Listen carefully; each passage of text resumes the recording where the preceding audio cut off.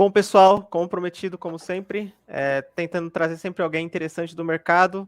Hoje nós trouxemos o Lucas. Como é que você está, Lucas? Do Investidor Ô, 4.20, como é que você está? tamo junto, meu querido. Tô bem, um pouquinho calorzinho agora aqui em Curitiba, mas estamos tentando voltar de férias naquele ritmo acelerado. Mas tamo tranquilo. Obrigado pelo convite, viu, mano? É um prazer estar aqui trocando essa ideia contigo. Valeu pela oportunidade, pô. Boa, é um prazer também para nós receber você. Eu pessoalmente assisto bastante seu canal, vejo seu conteúdo, do jeito que você, enfim, todo o seu trabalho, você sempre coloca uma dedicação extra, tanto no cenário, tanto no script, tanto na thumbnail, dá para ver de cara que seu canal é diferenciado. Bom, Pô, valeu, mano. Obrigado. começando com a pergunta clássica que a gente sempre começa com todo mundo, né? Contar um pouquinho da sua história, como você entrou no mercado e os projetos que você está tocando agora. Eu vi que você tem uma plataforma sobre DeFi, também seria interessante você comentar. Brabo.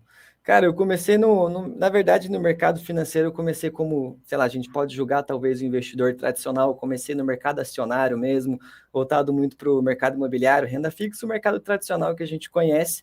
E, para falar a verdade, antes disso, eu não tinha conhecimento sobre nada do mundo financeiro, eu era completamente leigo, eu sempre fui um cara muito poupador, então, porra, desde a da minha adolescência ali, digamos assim, eu sempre colocava o dinheirinho debaixo do colchão e tal, só que eu não sabia naquela época que eu conseguia colocar aquele dinheiro para render. Então, poxa, normalmente eu guardava 500, 800 reais, dava 2, 3 meses, 4 meses, eu acabava gastando aquele dinheiro, não via retorno sobre aquilo. E quando eu conheci o mundo financeiro de fato, começou a despertar essa curiosidade em mim. Depois que eu descobri que, poxa, eu conseguiria fazer rendimento com aquilo, eu conseguiria ganhar com o mercado acionário, isso naquela época em ações ainda, aquilo me despertou e me fez ter uma vontade de falar, cara, mais pessoas precisam saber disso, porque era uma dor muito comum minha. Depois que eu percebi, tive essa percepção de que a gente conseguiria fazer o dinheiro render, entre outras questões, eu falei, cara, não ensinam isso na escola, não aprendi isso quando era mais novo, fui aprender depois de mais velho, já depois dos meus 18, 19 anos, e aí eu falei, poxa, como é que isso funciona? Comecei a ir mais a fundo, aí começou, depois da Covid, teve uma grande produção de conteúdo no YouTube, sobre várias pessoas falando sobre isso, aprendi muito com essas pessoas, me inspirei muito nessas pessoas também, até que eu comecei a produzir um conteúdo sobre o mercado financeiro, utilizando as filosofias dos investidores um pouco mais antigos, com a filosofia do buy and hold, até que eu comecei a pegar mais empresas de cannabis, era um nicho que eu gostava muito na época, ali foi isso, já começou a beirar cerca de 2020, quando eu comecei a produzir conteúdo, já um ano já produzia antes, mas sobre a parte da cannabis era justamente nesse ano, onde eu focava muito nas empresas de cannabis. O pessoal tem um pouco de tabu em questão do 420 e tal, mas era uma parada realmente bem séria, onde eu pegava os princípios da filosofia de investimentos, de indicadores, e aplicava isso no mercado de cannabis, fazendo valuation para empresas de cannabis, vendo os indicadores como se fosse uma empresa normal, só que, claro, num setor muito mais arriscado, carente de regulamentação ainda, e aquele, na minha visão, naquela época, era o meu diferencial. Só que acabou que não era tanto isso, eu queria muito transmitir essa liberdade que eu falei para você em questões de disseminar esse conhecimento de que é possível você fazer dinheiro sem você estar ativamente trabalhando naquilo. E eu comecei justamente a pegar esse lado de cannabis até que eu comecei a tomar muito boicote do YouTube, meus vídeos começaram a ser cortados, eu tive muito problema com isso, né, em questão desse tabu inteiro. E eu comecei a me achar muito mais no mundo cripto, já estudava mundo cripto nessa época, tem hoje que é criptomoedas de cannabis, então já investi em Bitcoin, já tinha essa consciência, só que não tinha me aprofundado muito ainda, e quando comecei a me aprofundar cada vez mais, eu comecei a perceber a liberdade que, para mim, é um pouco do ethos dessa descentralização do mercado cripto, poderia oferecer para as pessoas. Então, eu comecei a cair de cabeça nisso, me apaixonei pelo mercado, comecei a produzir ainda mais conteúdo sobre cripto e me achei ainda mais nesse mercado do que eu me achei em outro mercado, os mercados tradicionais, porque a oportunidade é gigantesca, é um mercado muito mais descentralizado e com uma oportunidade onde todos podem vir e, porra, fazer um DeFi, fazer uma renda passiva, fazer atividades que bancos fazem, você consegue fazer a própria atividade bancária, você mesmo, em protocolos DeFi, você consegue fazer esse tipo de coisa. E aí abriu a mente, e aí vem o Investidor 420, até então era outro nome o canal, e a gente foi tocando projetos, foi aprendendo, a nossa comunidade foi crescendo, a comunidade 420 na época, que era justamente onde a gente tinha comunidade com os membros, eu fazia aula todo final de semana, era disseminando conhecimento mesmo, e hoje tudo isso, né, depois de um ano e meio depois, a gente construiu o DeFi Verso, que hoje é o universo das finanças descentralizadas, onde é o nosso forte, é o que eu quero fazer pelo mercado cripto e pelas pessoas, e principalmente no Brasil, para poder ter um lugar onde você tem tudo sobre o universo das finanças descentralizadas, desde cripto, como analisar criptomoedas, como fazer DeFi, como você se tornar um desenvolvedor. Isso é o que eu quero trazer para o DeFiverse ao longo do tempo, para ele ser o hub educacional cripto do Brasil. Então, essa é a nossa ambição, é o que a gente vem construindo, que é o DeFiverse hoje. Acho que eu já falei demais. Não, que isso, a gente está aqui para te escutar, acho excelente você estar com essa iniciativa. Já alguns outros também produtores de conteúdos também estão focados mais no DeFi. Você acredita também que deve ser o futuro, né? Enfim, a gente tem hoje uma dependência de corretoras centralizadas, mas só de você estar abrindo essa iniciativa aí mostra a sua intenção com o mercado de DeFi. Bom, a segunda pergunta que a gente ficou de tratar também é agora, uma coisa interessante também do seu canal é que você trata muito dessa questão de macroeconomia, sabe? Taxa de juros, não fica focado muito só também em cripto. Não, você fala de cripto, mas não tão 100%, né? Nem todo o tempo. Isso. A gente navega pelos cenários, né? A gente tem que... E acaba impactando muito hoje a macroeconomia em cripto. Então, quem não conhecia, eu já tinha estudado isso antigamente, economia e tal, pelo princípio já do mercado financeiro, mas quem estava em cripto e não entendia, teve que passar a entender, porque nesse ano de 2022, a macro acabou influenciando muito o mercado, né? Sim. E sua opinião para 2023? Como o investidor que está assistindo hoje, você acha, na sua opinião, deve se preparar para 2023? Cara, 2023, na minha sincera opinião, já venho acompanhando o cenário desde o ano passado e fazendo também vários vídeos no YouTube, e a minha tese não muda, que a inflação ela continua em sua tendência de baixa, vários indicadores estão contribuindo para isso, e a inflação é o motivo do porquê que o Fed hoje, né, o Banco Central americano, está aumentando a sua taxa de juros para conter essa inflação que foi gerada lá na época do Covid, muitos governos imprimindo dinheiro, tivemos problemas na cadeia de suprimentos também, com China, vários containers sendo parados, e isso acabou aumentando o preço de várias coisas, vários produtos. Então, além da impressão de dinheiro, que é uma política monetária que acaba causando inflação por consequência, nós tivemos também a quebra na cadeia de suprimentos que contribuiu bastante. Então, a taxa de juros vem sendo aumentada ao longo de 2022 inteiro por causa disso. O Fed tinha falado que a inflação ia ser transitória, não foi nada disso. Ali pela metade do ano, eles começaram a aumentar a taxa de juros de uma forma mais brusca, cerca de 0,75%, para conter essa inflação. Hoje, a inflação, se não me engano, ela atingiu o pico de perto de 9%, se eu não estou enganado. Hoje nós já estamos nas casas ali de 6,5%. Então ela vem em tendência de baixa, acredito que vai seguir sua tendência de baixa, porque agora a taxa de juros está em um patamar do Fed, do Banco Central Americano, cerca de 4 e pouco por cento, 4,5, 4,25 a 4,50, que é uma taxa de juros muito alta para o mercado americano. Então já sugou bastante liquidez do mercado, o mercado imobiliário agora está sendo impactado agora. Então as minhas expectativas é que o Fed vai continuar seu aumento na taxa de juros, que é o que o Jeremy Powell vem falando, o presidente do Fed vem falando sobre isso, e acredito que esses aumentos devem continuar acontecendo, claro, em patamares um pouco mais baixos, de cerca de 0,25%, que também é a mesma expectativa que eu já havia falado no ano passado, onde eles iriam suavizar um pouco essa taxa do mercado, porque 0,75% já estava machucando, e o terminal rate, né, que eles falam que é a meta da taxa de juros, até onde que eles querem chegar com essa taxa, é em 5%. Já havia especulações que eles iam ultrapassar isso para 5,25%, 5,5%, que também foi um pouco dos causadores da especulação do porquê que o mercado caiu, iria cair mais ali no final de 2022, antes ainda da gente ter toda a história da FTX, aquela quebradeira toda que não teve muito a ver com a macroeconomia, mas sim mais direto no mercado cripto.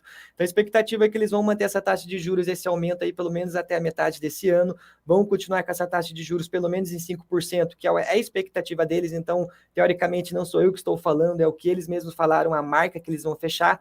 O que seria ruim seria um aumento agora de 0,75%, o Fed fazer o tal do rug pull, acabar enganando o mercado e acabar aumentando mais a taxa de juros. Isso contribuiria para mais quedas, obviamente, porque o mercado agora está precificando essa alta que nós estamos tendo.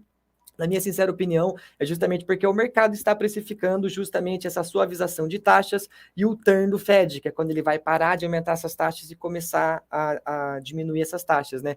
Mas isso não vai acontecer, na minha sincera opinião, pelo menos até o final desse ano. Pelo menos, mais uma vez, é o que o Jeremy Powell falou, vai manter essa taxa de juros em patamares altos para manter a liquidez fora do mercado, para não ter essa movimentação muito grande, e eles vão começar a tirar essas taxas, começar a diminuir novamente. Acredito que no final de 2024, isso tem de encontro também com o halving do Bitcoin em 2024. Então, para quem está com muita esperança de a gente ter um bull agora em 2023, Acredito que não seja agora, acredito que nós vamos estar em patamares mais altos, sim, do que 16 mil, 17 mil, acredito que vamos passar em patamares mais altos, pelo menos depois ali da metade desse ano, mas vai depender muito do que o Fed vai fazer, porque a gente tem questões de não só o mercado cripto, temos o mercado acionário que também acaba impactando, então temos resultados das empresas que vão sair esse trimestre, e vai depender se eles vão aumentar muito essa taxa de juros ao ponto de nos empurrar para uma recessão, que pode ficar um pouco pior, ou se eles vão conseguir fazer o soft landing, que é conseguir fazer justamente o que eles vêm falando, manter a taxa de juros ali até metade do ano, depois começar a suavizar e não quebrar a economia, mas sim conseguir tirar essa liquidez e depois jogar a liquidez de novo com uma forma com que o mercado consiga absorver de uma forma mais tranquila. Então essa é um pouco da minha expectativa. Sim, emendando com essa pergunta, então você acha que 2024 é o ano da retomada? Sem aumento de taxa? Acredito que sim, não digo sem um aumento de taxas, mas umas taxas mais baixas do que estamos hoje. Claro que muito do mundo também tem que ajudar. Se a gente tem a China dando problema de novo, ou qualquer outro conflito macroeconômico, geopolítico, a gente pode ter novamente certos problemas na cadeia de suprimento que acabam deixando a inflação um pouco mais alta. Então, se a questão da inflação piorar e não continuar melhorando, nós podemos ter uma visão um pouco diferente do Fed, vai depender qual política monetária eles vão adotar. Agora, se a inflação continuar seguindo esse seu curso de baixa, que todos os indicadores mostram isso, inclusive no último vídeo a gente tem... Porque o que acontece com a inflação hoje? O que mais contribui para o aumento da inflação é o shelter, que acaba pegando o mercado imobiliário. O mercado imobiliário é um dos últimos a sentir esse aumento da taxa de juros. Agora que está alta, agora que eles vão começar a sentir. E se a gente tira hoje o shelter, ou seja, de certa forma, a inflação ali do mercado imobiliário, os aluguéis e tal, se a gente tira isso da inflação, a inflação hoje é negativa.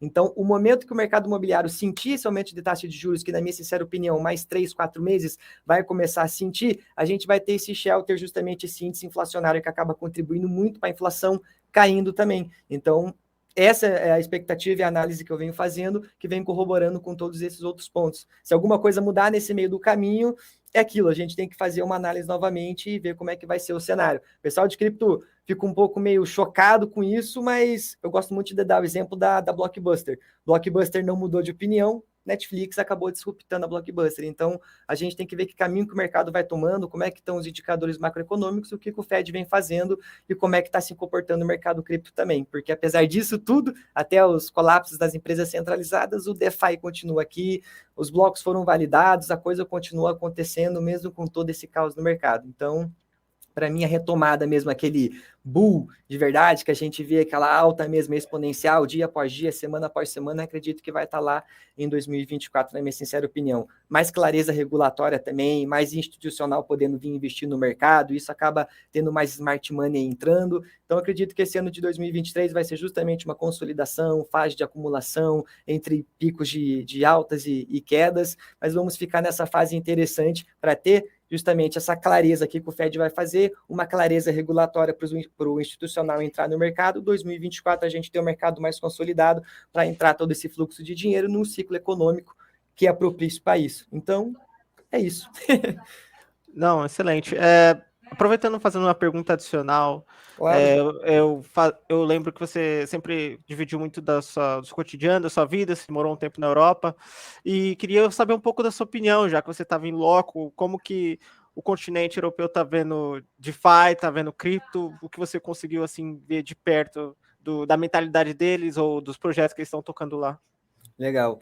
Na época, eu morei em Portugal, na época que eu morava em Portugal, nem existia imposto sobre cripto. Então, até então, era um paraíso para os investidores de cripto, a família Bitcoin, que foi aquela família que em 2017 vendeu tudo, comprou tudo em Bitcoin e tal, acabou indo morar para lá também.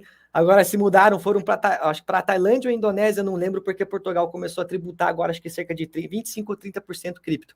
Então a Europa está começando a abrir os olhos para isso, até porque stablecoin para eles é uma ameaça, stablecoin em dólar. O pessoal da Europa vai deixar de utilizar cada vez menos o euro, porque stablecoin é mais rápido, é digital. Então eles já começaram a olhar os olhos para isso, e por isso que é um continente que agora está regulamentando o mercado cripto por primeiro. Nós temos hoje o MiCA Bill, que é um processo regulatório, escrutínio regulatório muito grande que eles fizeram dentro do mercado DeFi. O primeiro ia ser um lixo, ia acabar com muita coisa, porque eles não entendiam como é que funciona o mercado cripto, ia ser uma bagunça. Hoje já é um pouco diferente Inclusive, hoje saiu uma notícia que isso foi adiado para abril.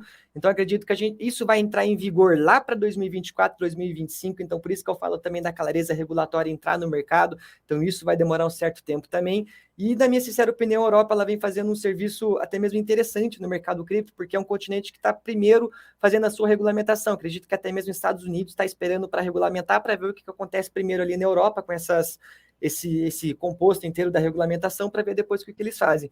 Mas é um negócio interessante, porque se a gente for pegar os últimos relatórios dos Estados Unidos em questão de regulamentação, DeFi e NFT para eles nem existe. Agora, já no escrutínio regulatório da Europa, eles já colocaram NFT, já colocaram DeFi como uma parte de regulamentação, ainda carece, ainda precisam entender, ainda é muito complicado, mas o teto de gastos sobre stablecoins eles já estão colocando, a questão da tributação também em outros países ali já estão colocando, então é um negócio que está caminhando devagar, mas é aquilo, vão acabar tributando, vão acabar tentando se adequar para ver como eles podem morder essa fatia do mercado também, porque ninguém quer estar fora, né? Por isso que eu falei, a stablecoin assustou muito eles, é por isso que eles estão tomando essa iniciativa muito interessante.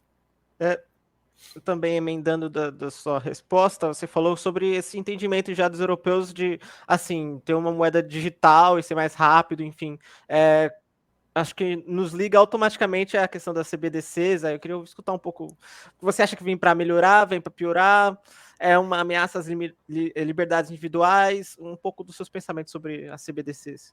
Legal. Cara, eu sou muito dessa sua última opção. Acredito que vai melhorar só para quem emite a CBDC, ou seja, para o governo. Para mim, o controle que eles vão ter vai ser muito maior, a privacidade vai ser muito maior. Eles falam que aqui no Brasil, até mesmo saiu as notícias de que CBDC, não sei o que, vai ser privado. Beleza, vai ser privado para o governo. Então, a gente não consegue ver as transações deles, mas eles conseguem ver as nossas transações. Então, é uma parte transparente só para eles, acaba beneficiando quem emite, quem tem um controle, quem controla a impressão daquilo. Na minha sincera opinião, acredito que não vai ter limite para emitir moedas, então é a mesma forma, só que de uma forma digital, onde eles têm mais controle, consegue tributar na fonte, consegue ver todo o rastreamento, consegue bloquear a sua carteira. Se você tem aquela moeda digital, eles bloqueiam se você utilizar aquilo de uma outra forma. Então, eles vão ver como você está gastando por completo. Para mim, é uma exploração de privacidade muito grande.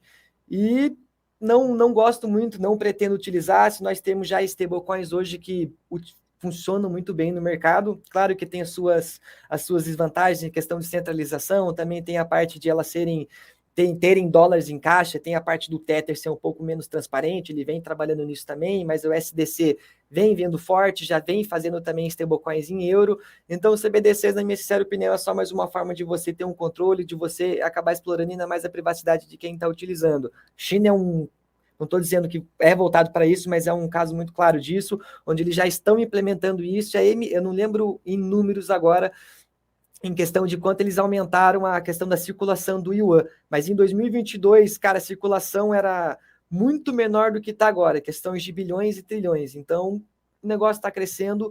Para mim, é uma estrutura de que ajuda mais os governos do que o usuário, porque é um negócio que vai continuar tendo inflação, vai continuar perdendo valor. Então, para mim, é Bitcoin e pronto, acabou. Acredito que não tem o porquê utilizar se você já tem um dinheiro, uma moeda digital que tem propriedades e fundamentos muito melhor do que um CBDC. Certo. Realmente ainda existirá muito espaço para discussão sobre essas moedas digitais. Quem olha para o lado da vantagem dos CBDCs é a parte da facilidade da burocracia, digamos, do brasileiro de declarar imposto de renda, declarar aquilo, declarar isso. Com a moeda digital seria mais fácil do governo fazer isso, como eu falei, arrecadar isso na fonte. Mas isso é um ponto muito polêmico, vai depender muito de cada um. Para alguns é bom, para outros já acham isso que é roubo, muita exploração. Então, tá nessas duas pontas.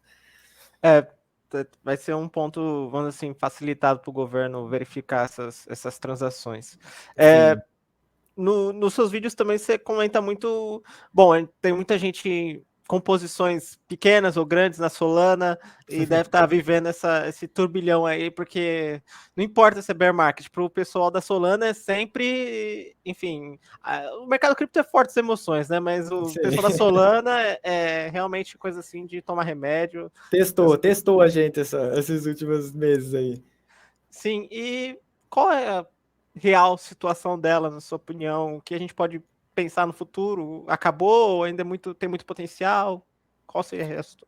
Assim, a real situação a gente nunca tem como saber de fato, a não ser a galera que está lá dentro mexendo com aquilo, desenvolvendo, vendo as dificuldades. Mas logo na semana que estava tendo todo aquele caos da FTX, a Solana sendo vendida a rodo, caindo ali para $13, $12, $10, eu acabei fazendo um vídeo com o João, que é o embaixador da Solana Brasil aqui, logicamente para tentar ajudar o pessoal que tinha Solana, que está no mercado, para ver também, porque eu também tinha Solana, tenho Solana até hoje, então eu também queria entender um pouco mais a situação, além dos números que a gente vê em sites e várias ferramentas que a gente tem por aí. Então, o que foi informado é que, cara, naquele período a Solana ainda tinha dinheiro para 30 meses, pelo menos é o que o Anatoly também tinha, o CEO da Solana tinha comentado no Twitter que eles tinham dinheiro para mais 30 meses ainda. Tem a visão positiva de que hoje, sem a FTX, a Solana está mais descentralizada, está mais longe dos VCs. Então, eu acredito que toda a pressão de venda que poderia acontecer para investidores privados, investidores iniciais e VCs, acabou acontecendo muito nesse período agora, por isso que a gente pode ver uma onda de liquidação muito grande. Já reverteu, inclusive naquele vídeo eu falei para eles que eu acabei comprando Solana, inclusive quando ela estava caindo, e isso está dentro do DeFi Verso, e muitos falaram que ia a $3, $4 e que Solana ia morrer.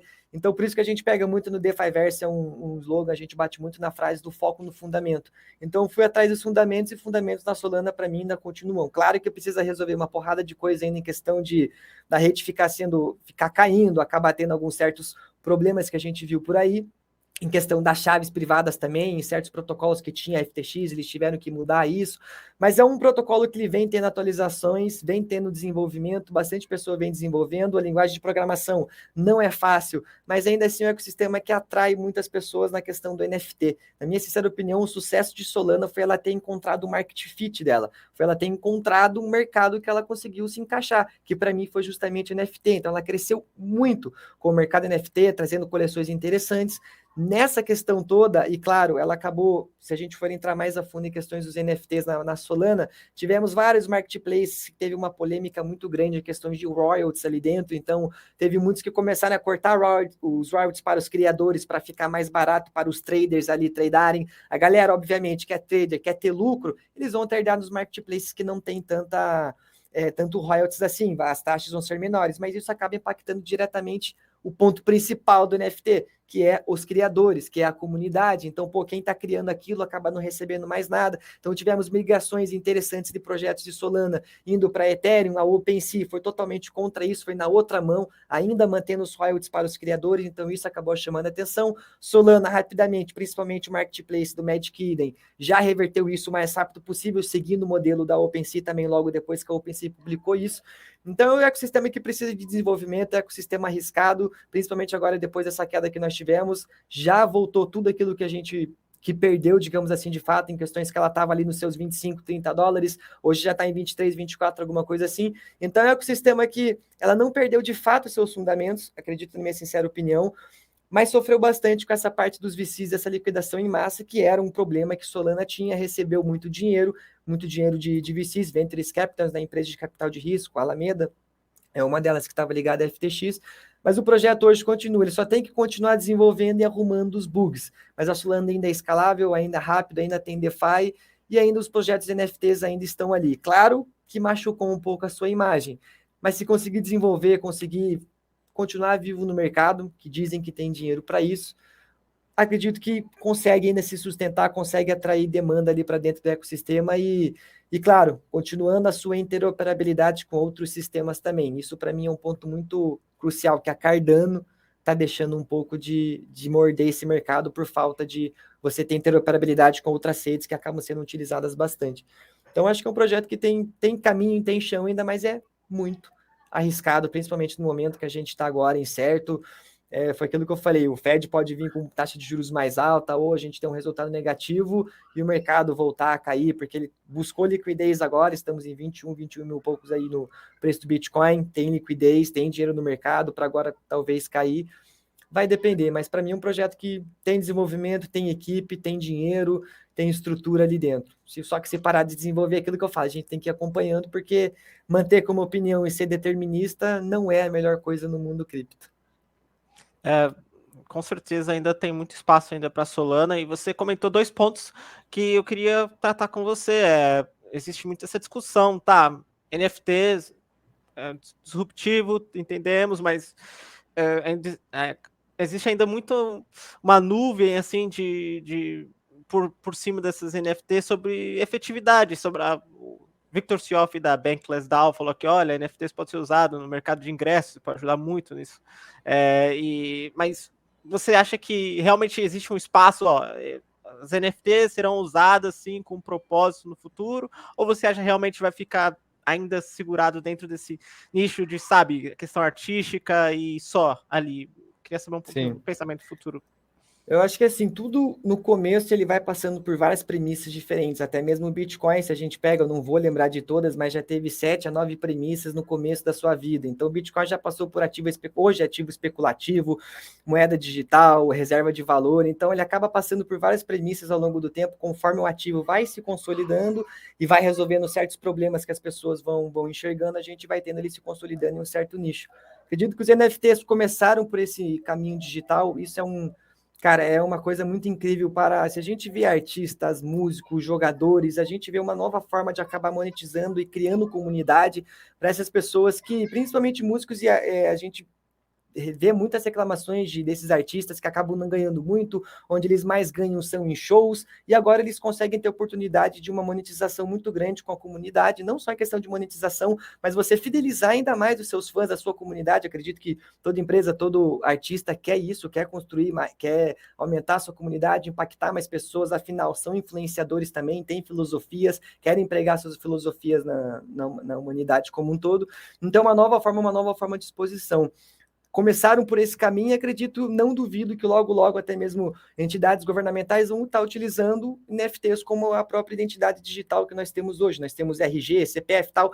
Isso uma hora para mim vai sumir. Hoje eu não utilizo mais dinheiro, quanto menos coisa eu puder carregar no bolso, para mim melhor. Então quanto mais coisa eu conseguir acessar pelo meu celular, melhor. Então, poxa, como é que eu vou acessar meu RG, o meu CPF, para mim mostrar o documento? Vai ser um documento tokenizado em blockchain, um NFT, onde eu vou conseguir mostrar aquilo ali muito mais fácil, muito mais tranquilo. Basta o conhecimento chegar até essas pessoas, eles verem que não é só um JPEG ou alguma coisa assim, tem muita coisa por trás de um NFT, de um non-fungible token. Então tem muito espaço nessas questões para as próprias empresas conseguirem atrair mais. Nós tivemos Starbucks querendo construir, fidelizar ainda mais a sua comunidade, empresas para criações de produtos, os próprios influencers, agora acredito que muitos vão começar a se adequar a utilizar os NFTs como uma forma de conseguir dar isso para os seus seguidores, ter uma proximidade maior a isso. Então, para mim, é só vantagem, é um mundo que começou agora, e não agora, né? Nós temos isso já desde, se a gente for pegar do Bitcoin, as moedinhas coloridas do Bitcoin, isso é desde 2013, depois vem 2015 que é Ethereum, CryptoKitties 2017, CryptoPunks e tal, e aí o negócio começou a decolar. Mas tem muito chão ainda, é um mercado muito novo, as pessoas não entendem como é que funciona, só aqueles que se aprofundam mesmo, e só esses que se aprofundam conseguem ver um pouco mais a visão um pouco mais clara. Não sou a melhor pessoa para falar sobre isso, tem muitas pessoas que são mais inteiradas no mundo NFT, mas acredito que tem muito chão ainda, acredito que o NFT vai ser uma coisa utilizada por muitos, que depois vão falar, poxa, eu escutei isso a primeira vez lá em 2017 e nem entendia como é isso. Hoje a gente acaba utilizando, os próprios governos vão utilizar isso como uma forma de tokenização digital mesmo.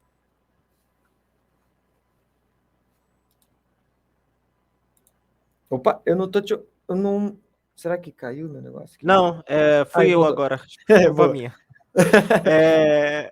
Não, realmente eu estava falando que tem muito potencial para NFTs e você acabou, a gente nem estava colocando isso na pauta, mas você acabou citando bem rapidamente sobre a Cardano, e é muita gente também, poxa, o criador da Cardano é um dos caras mais legais do mercado cripto, assim, ele sempre está tentando explicar as coisas do jeito dele sobre a Cardano, enfim, muita gente se pergunta o que a Cardano não está fazendo para alcançar assim os concorrentes dele em termos de hype. O que faltou para Cardano? O que as pessoas não estão entendendo dela?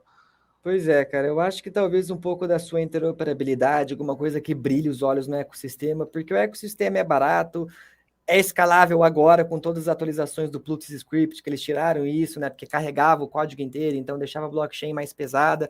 Teve essas atualizações. Se a gente for especular e pegar o projeto, a atualização Hydra que eles querem fazer, vai ter várias pools de liquidez, que vai ter 1 milhão de TPS. Então, uma coisa que eles estão focando muito na África lá também. O que eu acho legal da Cardano é o próprio CEO. Você pega hoje quem dos CEOs de projeto cripto que fica praticamente toda semana dando atualizações, respondendo perguntas da galera. Então, é uma comunidade, para mim, super incrível, super da hora. Um cara que não quer só fazer dinheiro, mas também quer construir algo muito interessante. Aquele negócio, eles fazem as coisas devagar e tal, para deixar tudo certinho em vários projetos acadêmicos. Mas eu acho que faltou ali encontrar aquilo que eu falei, o market fit, uma interoperabilidade, alguma coisa que atraía demanda para o seu ecossistema. A Solana agora, para voltar a tentar reviver, lançou aquele token Bonk lá, uma moedinha meme de cachorro, isso acabou atraindo, acabou dando um pouco certo, mais pessoas foram utilizar o ecossistema da Solana, começaram a utilizar aquilo, foram conhecer o ecossistema.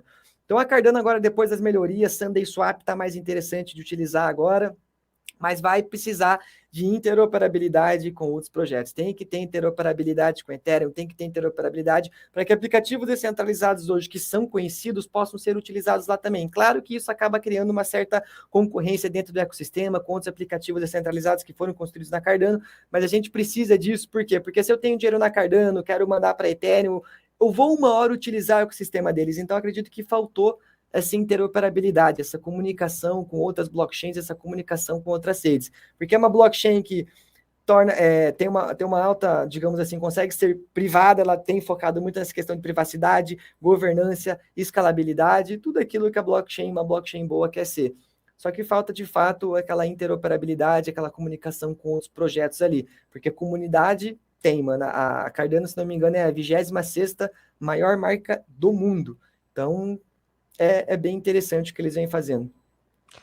Isso, e você citou muito essa palavra que é bem complicadinha e você pronuncia muito bem, interoperabilidade. Você sabe que a GeoIDX está passando para Cosmos agora, e uma das principais, vamos dizer assim, bandeiras é essa questão. E o que você tem, eu sei que, não sei se você está abordando muito Cosmos, talvez você não tenha muitas informações sobre a questão do projeto deles, mas o que você vê aí dentro da sua comunidade, dentro dos seus inscritos, a Cosmos tem todo esse potencial para crescer? Quais são os pontos positivos, quais os pontos negativos? O que você conhece da Cosmos? Mas, cara, eles fizeram eu não cheguei a ver como é que vai funcionar a atualização agora, mas o Linear Stake dele, pelo que eu entendi, eles vão conseguir fazer o stake de Cosmos em várias blockchains diferentes que estão no ecossistema da Cosmos, né? Se não me engano, é isso, acho que está acontecendo. E isso é interessante porque ele tira um problema que eu tinha com a Cosmos de que, por exemplo, se a gente pega a Terra, que era um ecossistema muito utilizado antigamente, vivia na Cosmos. Você nunca precisava tocar no token Cosmos para você utilizar a blockchain da Terra. Então, uma coisa que o token você não tinha uma utilidade muito clara, você não precisava daquele token. Agora tem um certo incentivo desse stake enrolando aí e tudo mais, mas é um ecossistema muito interoperável, é bem descentralizado. Eu acho interessante, eles fornecem uma parte que você, para construir blockchain, é muito show, porque eles facilitam com, né, o kit de desenvolvimento deles, SDK, isso é muito interessante, porque eles conseguem facilitar o processo de uma criação de blockchain, aplicativos ali e tal, isso é muito interessante. Com esse Linear Stake, acredito que vai melhorar quando você melhora o modelo de negócio, os tokenômicos do projeto tende a ficar um pouco melhor. Cosmos é um projeto que está há bastante tempo no mercado aí também, já navegando. Então, eu não tenho muita familiaridade justamente por essa questão do token. Se a gente fosse olhar por ecossistemas e parecido, Polkadot é muito parecido com ela, e eu, no caso, por investir, né, em questões de investimento, eu olharia mais para Polkadot, porque a gente consegue tirar as moedas de circulação. Então, poxa, quero construir na Polkadot. Poxa, eu preciso fazer lá o leilão da Parachain, eu preciso trancar cerca de tantas dots por 2 anos. Então, aquilo é tirado de circulação, você usa o token, você está trancando ele, por mais que você não precise utilizar diretamente ali nas outras redes que estão ligadas a ela, que justamente as pessoas, o próprio... esqueci o nome o Gavin Wood, ele mesmo já falou que os projetos que estão na Polkadot nem precisariam utilizar as taxas de gás, porque já tem a segurança do próprio ecossistema, mas enfim, a Cosmos, para mim, é isso, é um ecossistema interessante, interoperável, bastante descentralizado, com esse novo modelo agora acho interessante, mas acredito que tem que ter uma utilidade mais forte para o token, questão de token. Agora, questão de ecossistema, para quem quer construir, acho que é muito tranquilo, porque tem uma facilidade enorme de você construir ali, e de você de fato ter um início mais rápido dentro da blockchain, mas eu, por experiência, eu utilizo pouco o ecossistema, dApps dentro da Cosmos. Show. É muito bom saber a sua opinião de campo, né? Você sempre está, enfim, conversando com seus inscritos e sua comunidade. Bom saber essa opinião sua sobre a Cosmos. Voltando aqui para nossas perguntas, a gente ficou de falar um pouco sobre a Chainlink. Você já há um longo tempo já fala da Chainlink e todo mundo também faz as mesmas perguntas sobre a Cardano. O que falta ainda? Acho que as pessoas enxergam até mais, vamos dizer assim, potencial ainda. Então, acho que eu vou repetir a mesma coisa. O que falta para Chainlink decolar e todo mundo isso e saber o que falta dela? Cara, eu acho que o que faltava, eles estão implementando agora, que é um ponto que eu tinha uma crença muito diferente da Chainlink, questão de um projeto legal, ter um market share gigantesco, maior de uma parcela enorme do mercado. Para onde eles vão crescer? Que mais que eles vão fazer que vai agregar valor? Para onde eles vão crescer? E hoje eles estão pegando muito a parte de não só trazer o feed de datas, ou seja, trazer as informações para dentro do mundo cripto, mas também para outros lugares, para outras ferramentas, saindo um pouco do mercado cripto, mas indo também para o mercado financeiro tradicional, entre outras ferramentas. Tem uma ferramenta muito legal que é chamada Truflation, TRUflation, que é um negócio que pega o resultado da inflação, que a Chainlink fornece os dados para eles, e na minha sincera opinião, é um indicador muito mais rápido do que o Fed utiliza. Então, eles estão saindo um pouco desse mercado, buscando morder outros mercados, que para mim é interessante, afinal eles têm que crescer para um lado, e ainda tem que continuar batendo forte no mercado cripto para não perder o market share, ou seja, não perder os seus usuários, os seus clientes para outros projetos. E o que eles acabaram de implementar, cara, o staking deles agora, nova tokenomics, novo modelo de negócio, é super interessante, porque agora o cara que recebe Chainlink, ele tem o que fazer com isso, ele consegue rentabilizar isso, ele consegue ganhar taxas justamente dos protocolos em que a Chainlink está conseguindo operar, ele está fazendo essa ponte. Então, isso é muito importante, porque os operadores de nós, beleza, vou oferecer aqui, vou ajudar a Chainlink a mandar os dados para lá, vou ganhar a Chainlink, o que eu vou fazer com isso? Vou vender. Então, para mim, a pressão de venda em Chainlink acabava sendo muito grande, justamente por causa que você não tinha utilidade com aquele token ali dentro. Agora você tem, você consegue o staking, eles introduziram esse novo modelo de negócio muito interessante.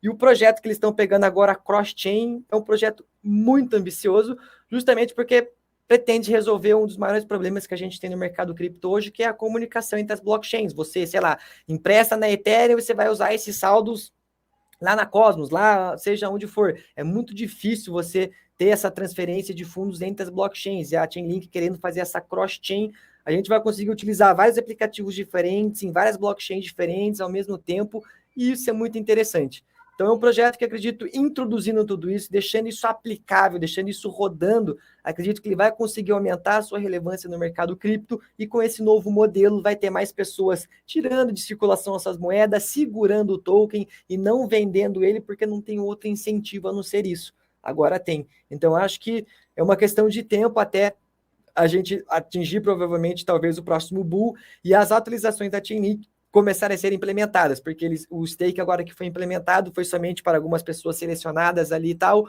depois vai abrir para o público em geral, depois as pessoas vão conseguir fazer o stake e vão conseguir utilizar as ferramentas da Chainlink de fato. Então, acho que a partir de agora é tempo, desenvolvimento e concretizar os objetivos e a ambição que eles querem conseguir impor no mercado. Show.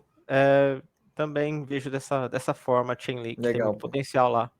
Sim. É muito necessário o que eles fazem hoje, né?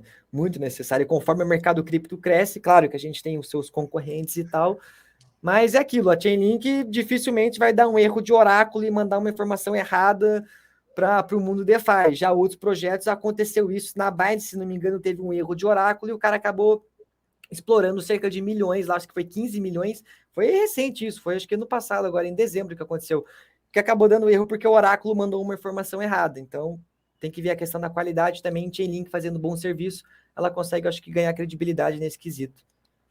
Tem muito espaço para ela crescer. Bom, acho que o papo tá excelente. A gente já está indo já para a nossa última pergunta aqui, que eu faço geralmente para todos os YouTubers, né? qual é a sua visão de mundo para o Bitcoin em 20 anos? Aí você se concentra aí e pensa em 20 anos. Não sei se você já viu aquele filme Minority Report com Tom Cruise, Eu que acho que não. carros voam e as telas são, enfim, totalmente touch, VR. Mas aí você se concentra nesses 20 anos. Você acha que o Bitcoin vai ser reserva de valor, vai ser unidade de conta, ou seja, as pessoas vão utilizar para comprar qualquer coisa? Como o Bitcoin vai impactar a sociedade? Enfim, tenta fazer uma imagem mental aí dos 20 anos do Bitcoin, daqui 20 anos do Bitcoin, e como ele vai impactar na sociedade. Cara, nossa, é muito difícil a gente tentar prever o que vai acontecer. Afinal, em 90, 2000, falava em carro voadores em 2000, 2020. Nós estamos em 2020 e estamos longe de construir um carro voador, né? Mas é muito doideira isso. Já tive várias teses, várias ideias sobre o que vai ser daqui a muito tempo. E, cara, talvez a gente possa estar utilizando satoshis, unidade de conta. Não sei se a gente fala muito da questão da nova ordem mundial também, questão da gente ter visto acontecendo desde a época das colônias e tal. Então, trocou, as potências mundiais trocaram, hoje nós temos o dólar, e vai saber se daqui a um tempo o dólar não vai perder justamente para a filosofia justamente do ethos da descentralização para o Bitcoin de fato, onde a gente utilizaria satoshis e não de fato Bitcoin, porque daqui a 20 anos o Bitcoin, porra, para mim vai tá valendo. Vou falar mais que R$ 1 milhão para ficar tranquilo, porque eu tenho a certeza que isso vai acontecer se a gente for pegar em halvings. Em 2000, a gente está em 6 hoje, vai cair em 3 para o ano que vem, depois vai para 1, depois 0,70. Em 2040 e poucos, a gente vai estar com 0,01 0,09, 0,01 Bitcoin sendo com recompensa dos mineradores. Então, a oferta vai ser muito menor. Acredito que o preço vai estar muito mais exponencial, as pessoas já vão estar olhando mais para isso, já vai estar mais uma adoção mais completa. Então, ou a gente vai estar utilizando, de fato, satoshis em questão de pagamentos e pagar coisas com Bitcoin, um Bitcoin igual a um Bitcoin. Isso, na prática, a gente vai ter que ver a evolução acontecer, ou os governos vão utilizar o próprio Bitcoin para emitir as suas CBDCs ou suas moedas, no caso, com um lastro em Bitcoin. Então, acredito que talvez isso possa acontecer mais rápido e os governos se adequarem a esse modelo de que, beleza, antigamente a gente tinha um padrão ouro, agora a gente tem justamente um padrão Bitcoin, onde as moedas vão ser lastreadas em Bitcoin para a gente emitir esse valor no mercado. De certa forma, o Bitcoin, nesse quesito, já faria uma transformação enorme na humanidade em questão de a gente perder valor. Hoje, se a gente segura dólar, se a gente segura real, se a gente segura qualquer moeda fiduciária, estamos perdendo valor porque isso não tem lastro real, a não ser a nossa confiança que aquilo vale alguma coisa, que o governo carimba aquilo e fala, isso vale 10, vale 20. Então a gente confia naquilo e gasta aquilo com essa exposição. Mas o valor daquilo não tem, a gente perde valor ao longo dos anos. Desde 96, desde o 94 real e foi implementado, a gente vem perdendo valor, já perdemos mais de 90% de valor do real. Isso se a gente tem um padrão junto com uma moeda que é escassa, que ela é desinflacionária, que no caso o Bitcoin, nós poderíamos ter esse lastro acontecendo. Vai depender muito do que vai ser, qual que vai ser as posturas dos governos. Acredito que não tem como parar isso mais. Eu não romantizo tanto a descentralização hoje. Acredito que tem muita romantização por causa de vai ser tudo descentralizado, governo não sei o quê, uma coisa mais anarco, assim, capitalismo. Eu não acho que aconteça de fato, por quê? Porque hoje, cara, é difícil você rodar seu próprio nó, não é qualquer pessoa que vai querer rodar o seu próprio nó, não é qualquer pessoa que se interessa por esse mundo e vai querer saber como é que funciona isso. Claro que conforme a tecnologia vai evoluindo, a gente vai ter equipamentos mais rápidos, mais baratos sendo construídos para rodar um nó de uma forma muito mais fácil. Hoje, para rodar um nó de Ethereum, precisa de um armazenamento gigantesco. Daqui a um tempo a gente pode ter um pendrive, sei lá, com um armazenamento gigantesco, você consegue fazer uma coisa muito mais rápida, mais tranquila, porque a tecnologia foi junto. Então vai depender muito de que vai ser construído daqui para frente. O mundo totalmente descentralizado é difícil, mas é o consenso que a gente tenta atingir como humanidade. Então, cara, é isso. Ou esse padrão, ou a gente vai estar utilizando satoshis, mesmo o próprio padrão Bitcoin, a gente vai estar gastando ali em Bitcoin, no caso em satoshis, porque o valor do Bitcoin acredito que vai estar muito alto nesse momento já. Show. Realmente ainda tem muita coisa para acontecer. Sua opinião vai muito do que alguns outros YouTubers também dizem, que, enfim, tem algumas ilusões aí romantizadas, outras também tem outras coisas que podem sim vir a acontecer. Bom, Lucas, queria agradecer pela sua presença aqui no nosso humilde YouTube de YDX, recebendo suas ideias. E se gostou do bate-papo, não deixa de deixar o like, se inscrever no canal, entrar no canal do Isso Lucas aí. também, deixar a sua inscrição lá e a gente se vê numa próxima ocasião. Tá certo? Obrigado. Valeu. Fechou, mano. Tamo junto.